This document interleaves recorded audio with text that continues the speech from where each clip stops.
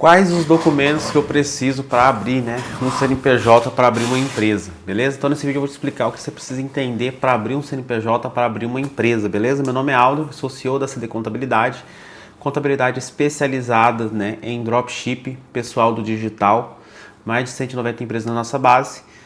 E meu WhatsApp está na descrição do vídeo, se você precisar tirar qualquer dúvida, estou à sua disposição. Então, quais os documentos eu preciso para abrir um CNPJ? Então, a primeira coisa, quando você vai abrir um CNPJ, você precisa ter um endereço, tem que ser um endereço comercial, um endereço regular. Então, primeiro ponto, quando você vai abrir um CNPJ, esse endereço ele pode ser, se for uma casa regular, que tem IPTU, que seja tudo certinho, a gente pode abrir o CNPJ lá.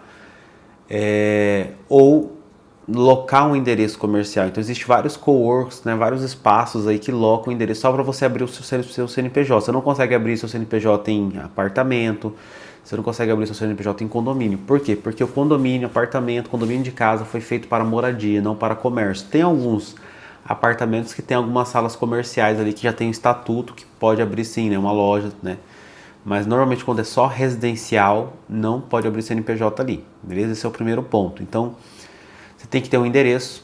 Segundo, você tem que entender o tipo de empresa que você pode abrir. Você pode abrir empresário individual, você pode abrir limitada, você pode abrir unipessoal, beleza?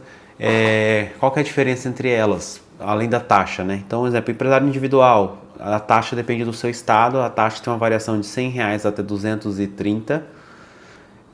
O empresário individual. Qual que é o problema do empresário individual? Que o seu patrimônio CPF mistura com o CNPJ, vira uma coisa só. Então, num processo judicial, pode bloquear CPF e CNPJ. Já a limitada e a unipessoal, a limitada 2 ou mais sócios, unipessoal é uma limitada de um único sócio.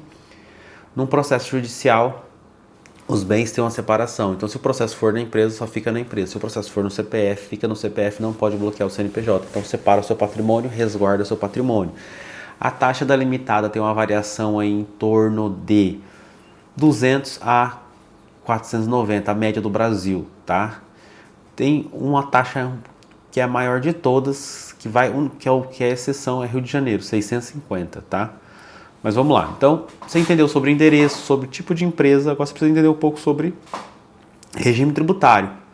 Que aí existe o regime tributário Simples Nacional, lucro presumido, lucro real. Mas normalmente quando é prestação de serviço, que é no caso do dropship, que é uma intermediação de negócio, você vai pagar em torno de 6%. Se você tiver uma loja, no caso vende no marketplace ou um e-commerce tradicional, você vai pagar 4% sobre o faturamento. O dropship é sobre a intermediação, é sobre a parte que fica com você. Já e-commerce tradicional paga sobre o total, 4% de imposto. Quais são os documentos que você vai precisar?